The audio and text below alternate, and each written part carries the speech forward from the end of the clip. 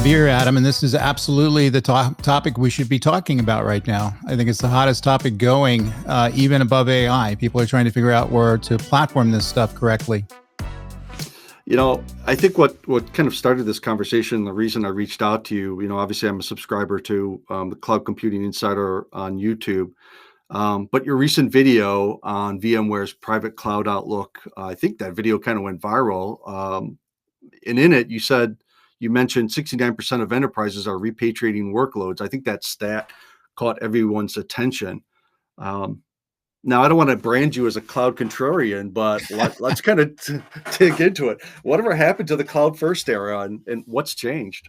Well, what changed is we realized how expensive it was.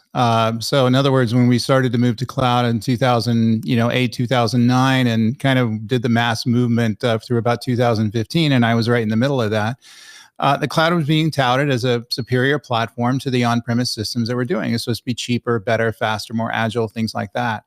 And most of that didn't come true. As we moved into 2020 and the pandemic, and more people were using cloud-based resources because of that, and now we're moving into AI-based resources as well. Suddenly realized that the amount of money that people are paying for the public cloud providers is way more than we thought it was going to be. And as I outlined in my book, it's probably 2.5 times, and I stand behind that. No one's pushed back on me yet. 2.5 times that. What we were told it was going to cost back in the day. And certainly what happened in the last 10 years is the cost of hardware has come down at a 45-degree angle. Storage is a commodity now. Processing is a commodity now. Even some of the AI-based processors out there, the older GPUs and TPU chips are a commodity now. It's way less expensive than what we're paying for in the cloud. And also the cloud comes with some junk fees, egress, ingress fees, the ability, network utilization fees, the ability to host stuff on particular regions and localizing on a region, and the lock-in aspect of it. So altogether, around 5 years ago, I started to notice that many of the enterprises were pushing back on some of the cloud, basically parroting the message I've been, touting for years. Never against the cloud. The public cloud providers have a purpose, and they certainly have a place in our modern architectures.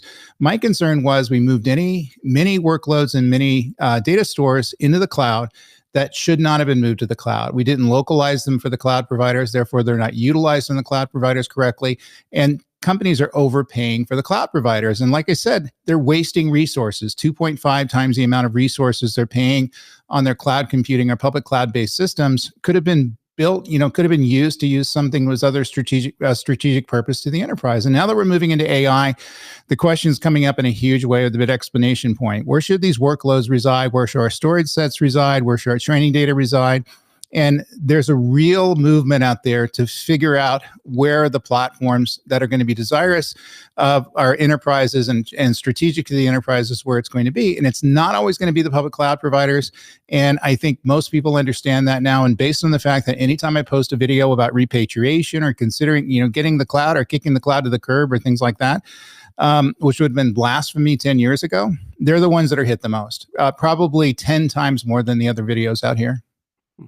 Is it fair to say that what we're dubbing the cloud reset right now is the biggest shift you've seen since the initial kind of cloud migration wave, let's say from 2015 onwards?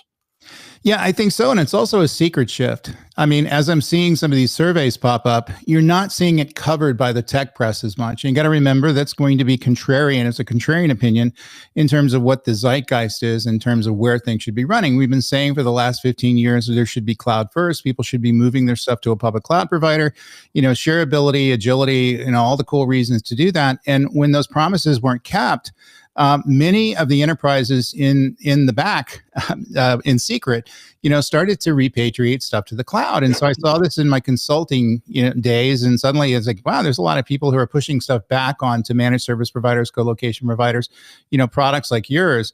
And I think ultimately that showed me that a larger trend and a larger new revolution was occurring. And now people are coming out of the shadows. They're talking about it, have them on my podcast all the time. And I think this is the reset that's coming. People are normalizing their platforms, running their workloads and their data sets on the platforms where it's going to make the most sense and bring the most value back to the business. Who would have thought that would have been important? Yeah, exactly. So let's transition into kind of what you would call the three C's: cost, complexity, and compliance. I want to break those down individually with you. So, um, can you break us? Can you get us started with cost? According to VMware's report, 94% of respondents, I'm quoting the report, believe their company is wasting public cloud spend, with nearly half stating that that waste exceeds 25% of their IT spend. So where is their money? Where's the budget? Where's the money going?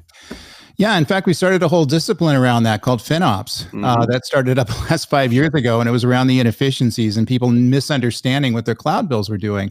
The money is going for basically waste and lack of planning, and also your ability to use and allocate cloud resources willy-nilly as you need them without thought or understanding as to how much they're costing. And I think that in most of the organizations out there, the enterprises have opened up the budget so people can allocate as many of the cloud resources that they need to apply the particular projects. When I audit these projects, they're over applying those things. They're using too much storage, too much compute, and it's costing them 3, 4, sometimes 5. I saw one was 10 times as much as they should be spending on the cloud. And they're not thinking around the discipline and how they're going to be leveraging these resources. So that's the fault of the enterprises. The fault of the cloud providers is they're not very clear on how much this stuff costs. Obviously, if they get a big bill, that's in their best interest. I'm not saying they're pushing them to spend more than they need to, but there is a huge amount of confusion in terms of what you're paying for in the public cloud providers, the egress fees, the junk fees that are out there, things like that, how much storage is allocated, your ability to kind of keep and move these things out to provision and deprovision these systems, spot instances, all that kind of stuff. Enterprises basically have no clue. And so when I work with them, the biggest understanding and the biggest message that they give to me, we're spending $10 million a year on this particular cloud provider. We have no idea what we're spending it on. And we know there's applications there, we know there's data sets there, but we don't know where they're allocated, if they're allocated correctly, if people are utilizing the cloud services correctly. All these sorts of things are there. It becomes kind of a black box unto itself. And so people are pushing back on that and looking to take control of their cloud costs, and doing so in many instances, despite the public cloud providers and their ability to support that effort. Wait a second. I thought we were told that the public cloud auto scales and auto optimizes. Did I mishear that? It doesn't auto optimize. It can auto scale, but you're going to have to pay for that. And typically, if you're going to allow the cloud to scale, it's going to cost more than manual scaling that you're doing when just sizing your application. So if you're turning on auto scaling and you're turning on auto optimization, obviously the optimization is not working because they're still getting the huge cloud bills. And I view it as cost optimization. I think they view it as processor and storage optimization.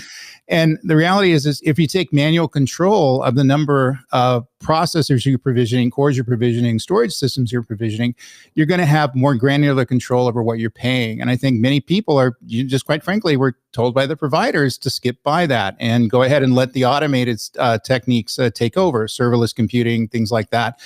And they're not getting good value for the money that they're spending in these cloud bills. Now, 10 years ago, it used to be $10,000, $20,000 a month. Now it's $1 million, $2 million a month. And so this thing is taking away resources from areas where the business should be spending and investing. You got to remember, every dollar that's going to a public cloud provider where you're overspending on that resource. I'm not saying you shouldn't use a public cloud provider, but you shouldn't overspend for that resource. You're taking money away from strategic uses of those resources that are going to bring value back to the business. Namely, right now, we're facing AI. Many of these organizations are repatriating their workloads because they're trying to free up money to spend on the AI systems they're looking to build, and then figuring out where to platform those things. So everybody's re-guessing and rejiggering where these platforms should be working. They're looking at different alternatives, and I think it's a good thing they're looking at different alternatives. I know one area of particular ire for you, and in fact, I think the word ransom has been used, is egress fees. I think you did a whole video on egress fees not too long ago. Why are we still paying egress fees? Because they view it as a legitimate fee to be paid to the cloud providers if we're going to use their network. And if we're going to move data onto their network or move data off the network, ingress and egress fees, they view that as a load on their system. They're going to have to pay for the networking resources, and there we should pay for it. I have no issue with them charging a fee for that. What I do have an issue charging them the massive fees that I'm seeing these days. And so in other words, most of these systems, the cloud-based systems, are going to have to communicate with the existing on-prem systems, legacy systems. Systems exist in other areas, Salesforce, ERP systems, things like that.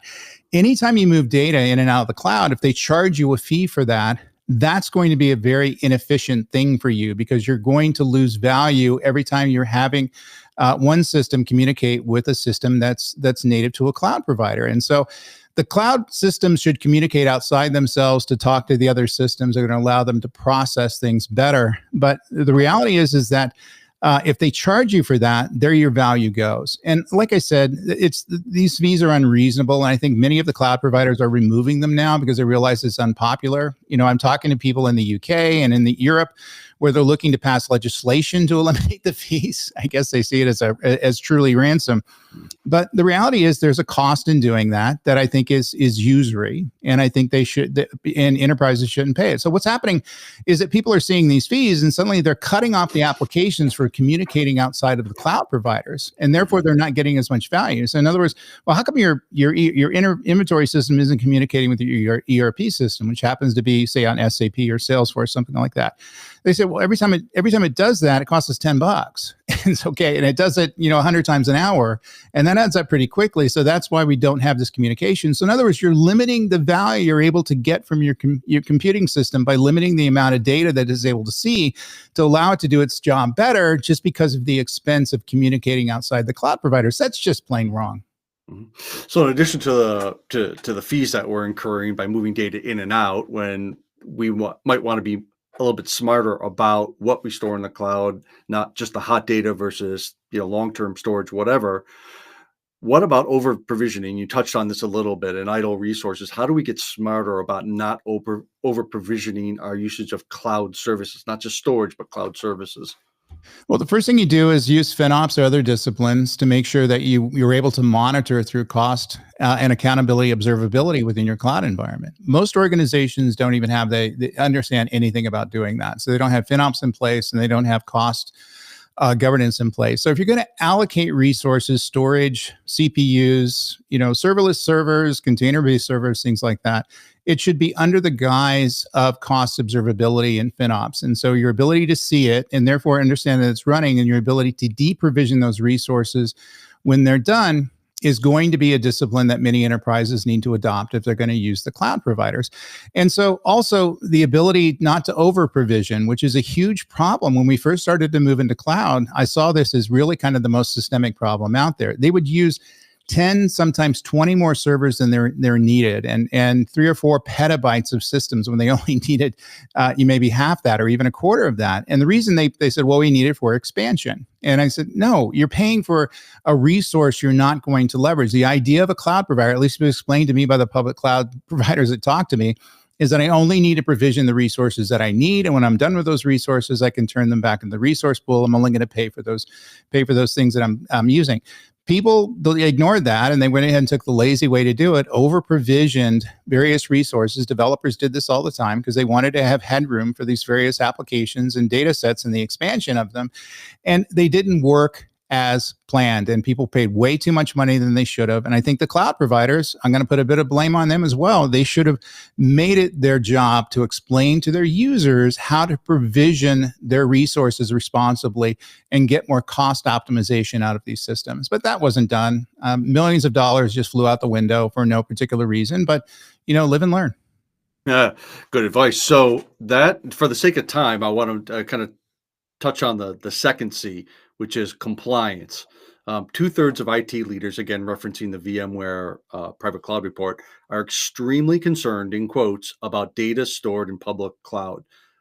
We spent a lot of time years ago, and it was in other roles, of trying to encourage people about the myth of security and cloud and all this.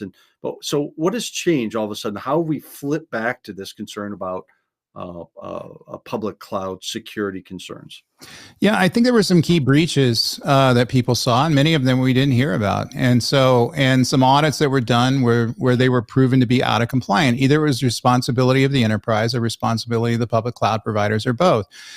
So compliance is a bit more complex when you deal with public cloud providers. You're trusting the public cloud providers to remain into compliance. In other words, you're saying, if I'm having HIPAA information on there, GDPR information, all this kind of stuff, financial information, auditability, things like that. You have to be able to, in essence, find the ability to do that. And I think if people don't, then they're going to ultimately, find that these issues are going to be, a bit of a problem. Hey, David, for a second there, I think we may have lost your camera. Had you mute? Sorry about that. I'm back, guys. Good. Welcome back. Thank you. Yes. So we were finishing up our point about complexity. Okay. I think complexity is going to be the biggest issue when you deal with many different heterogeneous resources. So you got to remember, it's a bit of a trade-off. So in other words, we're moving to the cloud and to the public cloud, and then we're looking at alternatives. In other words, we're looking at your technology, we're looking at private cloud technology, managed service providers, co-location providers, sovereign cloud providers, things like that. It's going to cause a problem with operational complexity, which is going to be an issue we're going to have to deal with in dealing with a single cloud provider. However, we know how to deal with that now. In other words, we have multi-clouds for, last 12 years, as far as I've been monitoring it. And we should have the ability to, in essence, monitor complexity and create common control planes and observability planes that go across these different platforms. And so your ability to, number one, understand that complexity is going to be a challenge and deal with complexity on complexity's sake is going to allow you the platform options to make this stuff work. And I think that is ultimately what the enterprises need to do. So again, this isn't free. If we're going to move to these heterogeneous platforms to leverage best of breed technology, public cloud and non-public cloud-based platforms to provide us the best bang for the buck, your platform, for example, mixed with the public cloud providers, mixed with the on-prem providers, things like that, we're going to have to deal with the heterogeneity of that. In other words, I have different platforms, different APIs, different systems that we're managing, and common control planes and mechanisms to do that are in the way in which we carry it out. And so I think that's something that people need to think about. Okay, so I want to also touch on the third and final C from your perspective, which is, you talked about a little bit, but compliance. It seems to be coming up more and more. You talked a little bit about GDPR and keeping data local to the account or organization. Why is compliance as important as cost or complexity at this stage of a adoption curve? I think the reason why is because the amount of compliance and regulations are expanding quickly. And so you look at the European Union, you look at the UK, and even the United States, the amount of rules and regulations, either at the state level, local government level, or at the international level, or at the at the federal level, are growing by leaps and bounds. And so the ability to remain compliant is going to be linked to the ability to have control over your information. It always comes down to that. In other words, do I have control of the PII information, the HIPAA compliant data, the GDPR stuff, things like that, the financial banking stuff. And so more and more compliance is going to insist that you have tighter control over your information. So it's not about just pushing it up to a cloud provider and hoping they keep it into compliance. It's about a complete trusted system that we're able to rely upon, understand where it is, understand who's running it. Typically going to be smaller companies who do this and they specialize in managing that particular data, or you own your own hardware. And so people are rethinking their use of public cloud providers based on their compliance requirements that are out there. And ultimately, it's going to take the rethinking of the fact that we have to figure out the amount of fees, the cost of doing it, and normalize that across the selection of the various platforms. Many people are repatriating their systems right now purely for compliance. In other words, it's expensive, and they will tell me that, but it's not for the expenses, not driving them there. They have to maintain a compliance and regulatory compliance stance that they can't maintain in the public cloud providers. They can't get the public cloud providers to have the checklist they need to show law enforcement in terms of their living up to their standards. And it's different from country to country. So sovereign clouds, storage-based resources, that kind of stuff are starting to rise up. And the reason is because they have to maintain control of their data. They have to have a physical capability of doing it. Before we move on from this part of the discussion, I want to drill just for 1 minute into egress fees. We actually have a question from the audience. Ermai asks, how is egress computed for long-term storage? It's not clearly described on the provider's website. Is it only when we access the data, or even when their systems can crawl the data? It's Typically not around access. It's going to be around transport. So egress or ingress fees is going to be on pushing data into a system in the cloud. That could be a raw storage system or a database. And then our pulling systems away from the cloud provider, cloud-based storage system, they're going to count that as egress. So if you're just accessing the data from an application, typically that's not going to count as egress or ingress fees, because we're pulling a record at a time when we're bringing it to a user interface, observing it, and then pushing it back to the database if we need to. You're not typically going to pay for that, thank God. But you are going to pay for anything when you move any kind of, more than a few records at a time to a database and from a database. And again, it's going to vary widely based on the cloud providers. And some cloud providers have started to waive these fees, so it's a little confusing right now.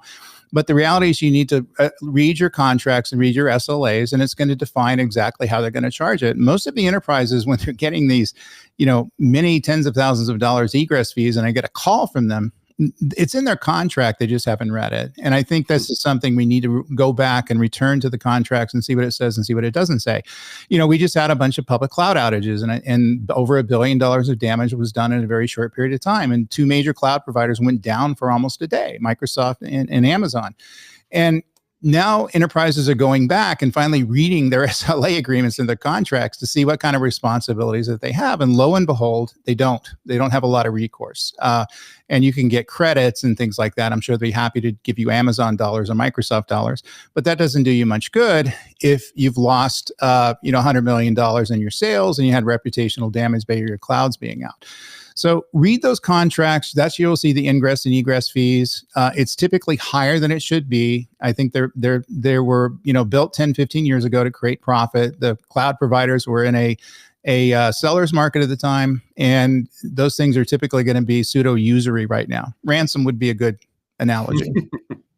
Okay. That's good on egress. I appreciate that, the response to Irmai's question. I do want to kind of shift the discussion today over to the, whatever you want to call it, the portability or mobility, data mobility imperative.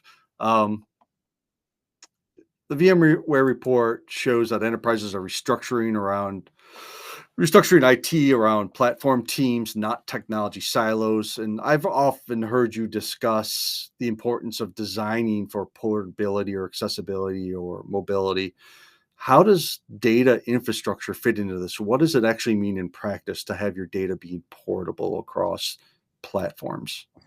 Yeah, that means I can move the data incrementally, in other words, record by record, that's able to communicate cross platforms. It could be an application to application, application to database, or even database to database.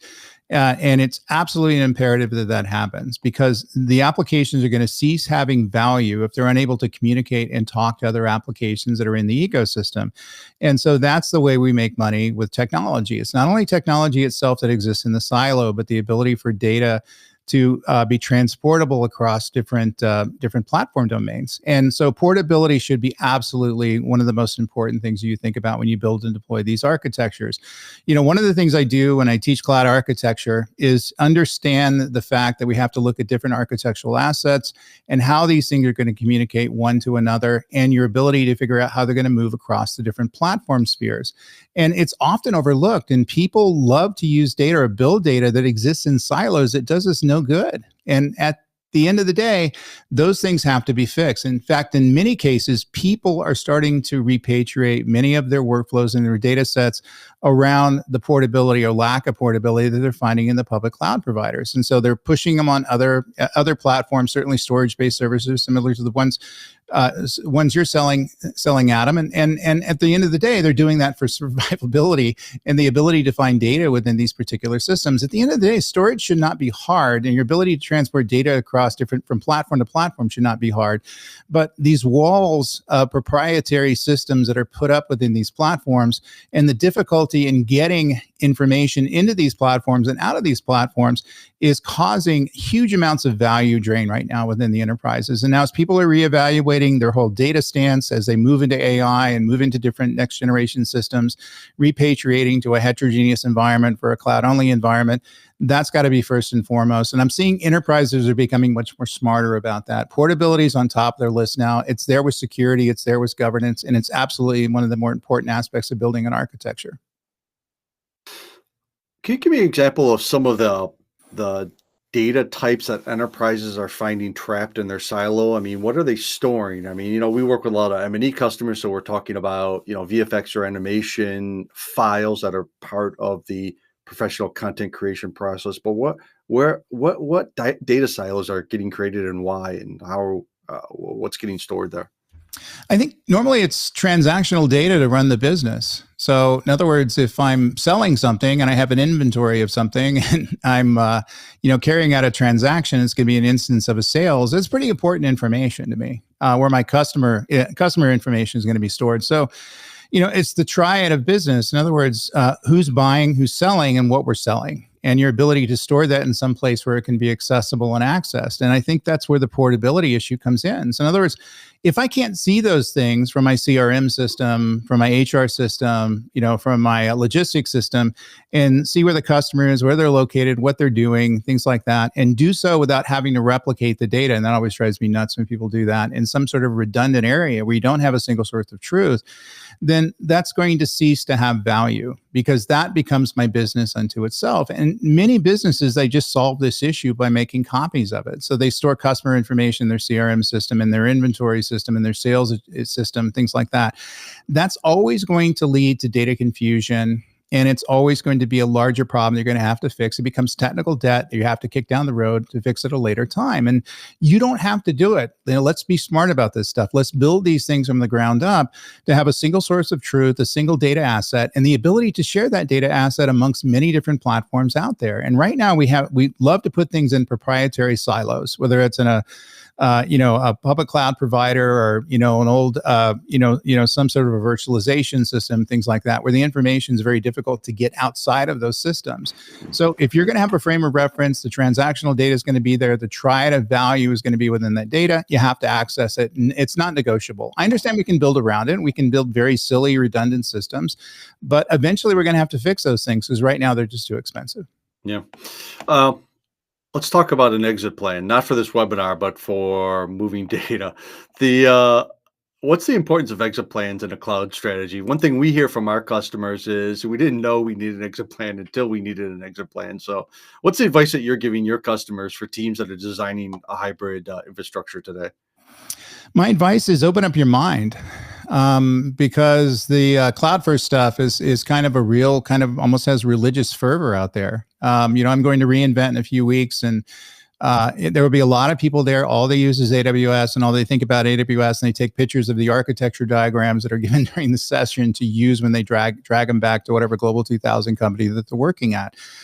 Those aren't the only platforms out there, guys, and those are typically the most expensive things out there. So when I hear typically people taking a monolithic approach to how they're dealing with cloud computing, and cloud first, not a cloud first attitude, but a brand first, Microsoft, Google or AWS, you're missing out on many other opportunities to innovate and use more valuable technology that will bring you more agility, more cost freedom, and the ability to do things as you need to do it without having to pay huge amounts of fees and huge amounts of penalties and huge amounts of issues. Take control of your data. Take control of your platforms.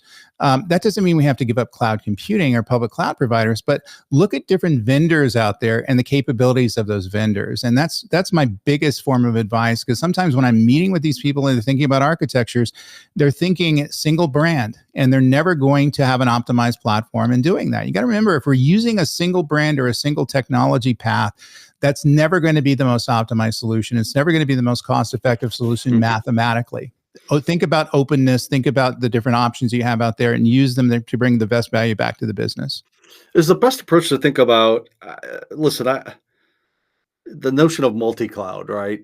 Sometimes it's by necessity because you're merging different companies, there's acquisitions, and they're bringing Azure because they have an enterprise contract with Microsoft, but we use AWS, so you by nature have to support multi-cloud. But is multi-cloud an outcome of just necessity, or is it actually an architecture to think about? Do I need to think about using different vendors for different types of compute or storage that I may need? Is multi-cloud really a thing, I guess, is the question. Multi-cloud is a thing, and it's been a thing for a while, and it's a necessity. In other words, an architectural necessity. If we're not using multi-cloud, we're not using best-of-breed technology. You got to remember, the technology vendors out there, the people who are providing the best of breed technology come from a variety of players. It may come from companies like yours, Adam, and they come from people who are basically putting different options out there.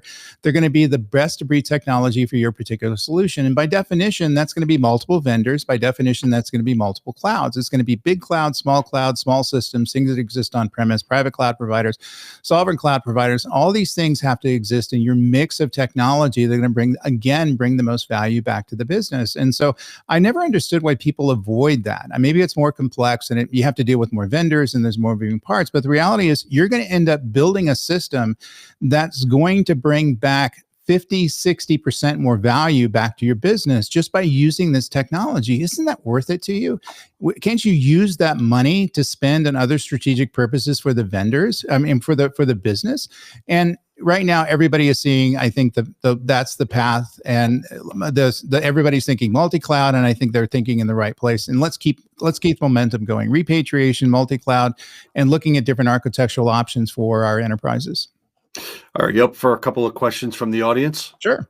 All right. So we have a question actually that came in through LinkedIn. It's from Shoshana, and she asks, how would you respond to those who argue that private cloud is not a cost savings because it requires building the infrastructure, doing the training, and hiring the talent to make it work? Well, they're all going to require particular skills that are native to whatever you're buying. Private cloud's not immune to that, but public cloud's same issue. You have people who understand Amazon and Microsoft, and people who understand Microsoft, and all over the place. Private cloud is less expensive these days because the cost of hardware has come down significantly. So in other words, if we're emulating a public cloud provider, which the private clouds are doing, and we're able to do it on hardware that's going to be a tenth of the cost than it was 10 years ago, and that's truly what we're dealing with right now, then that's where the economy comes in. Now, you have to look at anything, any kind of technology out there in terms of the maintenance that goes into it and the skills you have to have around and the cost of the software. Typically, there's free, open source public private cloud software, but there's software you have to pay for as well, proprietary. Mm-hmm. All that stuff really kind of comes into the mix. But the reason that private cloud is on the radar screens right now is not because it's able to beat public cloud each and every time, but the cost advantages, and also the fact that private cloud 10 years ago used to be an engineering project. Try to do an OpenStack project. When I was at Cloud Technology Partners, it was very difficult, very hard to get those things up and running. It's no longer the case. Everything's fairly turnkey now. It works very well, and people who deploy private clouds are very happy with them. So it's cost effective. It should be cost effective for your skill sets, your operations, things like that. Let's talk about private cloud for just a second. I've got another question. This one from Gerard, also from LinkedIn. Is private cloud really a cloud at all, though? Yes. It's always felt like somebody's own data center with some orchestration dressed up as the cloud to keep leadership happy. Well, it is a cloud in the fact that, you own the hardware. That's going to be the differences, but that doesn't make it not a cloud. We consider it a cloud because you're able to do self-provisioning. You're able to do auto-provisioning, auto-scaling. You have the ability to mix and match different aspects of the platform to bring together systems and however you want to bring them together. So it looks like a public cloud provider at the end of the day. The menus are the same, the services are the same, object-based storage, block-based storage, databases, all that stuff is there. You just own the hardware. And again, that could be an advantage in the case that if you're dealing with compliance and you want to know where the hardware is and your auditors want to know where the hardware is, well, guess what? Not only do you know where the hardware is, but you can get them into the data center to look at it. And so that seems to be a large advantage there as well. So don't discount private clouds just because they're not on somebody else's equipment that somebody else owns. They function just the same. You just happen to own the equipment. And you got to remember, private clouds aren't typically something we have to own as well. We can use managed service providers, co-location providers. In many cases, if people are deploying a private cloud deployment, they're not going out to Best Buy and buying their hardware. They're going with a co-location provider that's engaging a contractor to get leases in place to buy the servers. Same with managed service providers, and they're able to provide private clouds as a service. So there's lots of ways to do it, which looks very cloud-like or public cloud-like, but you still maintain ownership and control of the hardware, which many organizations like. Earlier in this discussion, you brought up the idea of FinOps or financial operations as a relatively new practice area, but so just kind of expanding on that, how do you justify infrastructure changes to a finance team? Because we're not talking about, some SaaS monthly subscription here. We're talking about pretty major chunk of your IT budget.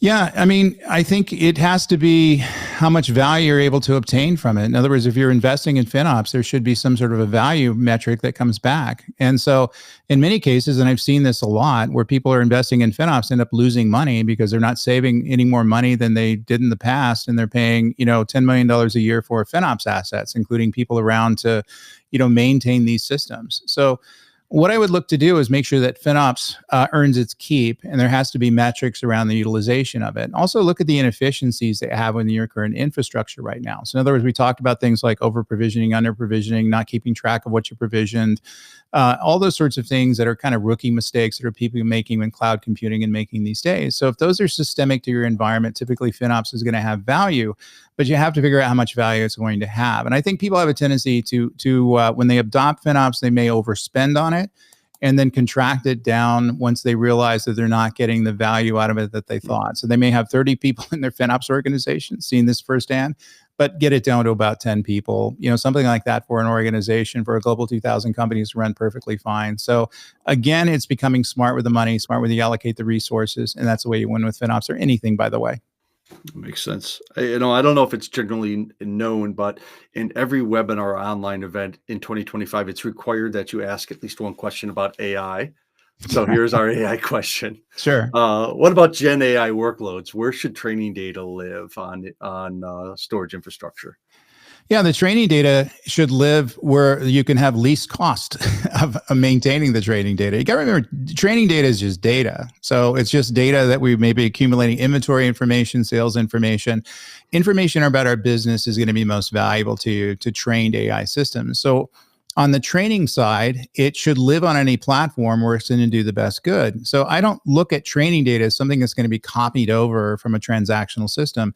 I look at the transactional system or the system of record that's going to be my training data. And people have a tendency to try to overcomplicate these things. In other words, if there's going to be training data, they try to create an aggregated model of the transactional data and the customer data and the sales data, as it exists in some sort of a pseudo data warehouse that are going to prepare for, training operations to train an AI system. That does not have to be that way. We can use data abstraction layers, metadata management layers to map the data however we want to map the data, and use it as training information. So wherever it exists, public cloud providers, on-prem, Resilio, all that sort of stuff, that's fair game for leveraging the data. We should stop using these proprietary siloed-based systems as training information. So to answer your question, it should live anywhere you need it to live that's going to bring the most value back to your business. I know that sounds like a non-answer, but it's absolutely the right answer you need to hear. No, I think it maps with what we, try to help our customers with, which is by nature of distributed work, distributed teams, global information systems, multinational corporations, you're going to have multiple storage systems across your enterprise environment, and you're going to need to replicate, move, or keep active that data in multiple places, or keep it closest to the compute or accessibility or your employees or your teams. And that's a challenge we're hoping to solve. Just kind of wrap it up. Before we finish, the cloud reset is real. We can all agree on that. What is the one thing you want viewers of today's event to take away from? What should they be chewing on after this webinar? Yeah, you got to reopen your minds about what options are out there. I think everybody has a tendency to group think around the use of technology. And so you get into the cloud computing realm, where everything has to move into the cloud and basically thinking in this one particular direction. You're not going to end up in optimized areas when you do that. Because if we're moving a single direction, that's not going to work for everything that's out there. So you're choosing to be under optimized. You're choosing to spend more money. You're choosing not to select the most optimized architecture that you're going to be using for your enterprise. So don't stop thinking like that, because I understand it works. People always tell me, well, Dave, I moved everything to Amazon and Web Services and it works just fine. I get it. It works, but you're paying 10 times as much you should be paying for that. That's money that comes out of the business. It has to be spent in other ways. So look at the optimization of the money aspect of this, not just a technology brand name. And I think people are marching in, single directions into, kind of technological thought silos, so to speak.